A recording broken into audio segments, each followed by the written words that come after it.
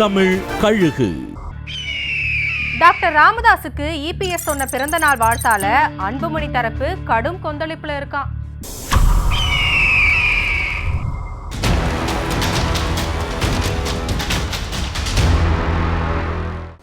ஜூலை 25ஆம் தேதி டாக்டர் ராமதாஸுக்கு பிறந்த நாள். அவரை எல்லா தலைவர்களும் வாழ்த்துனாங்க. இபிஎஸும் வாழ்த்துனாரு.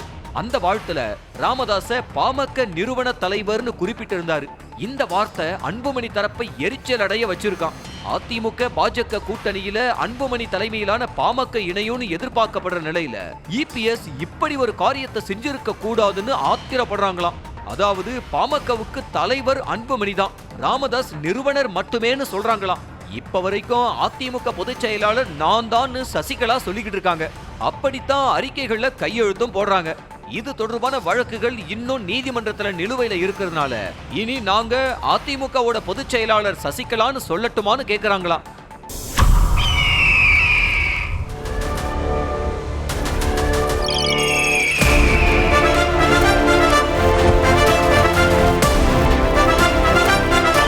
நியூஸ் தமிழ் கழுகு.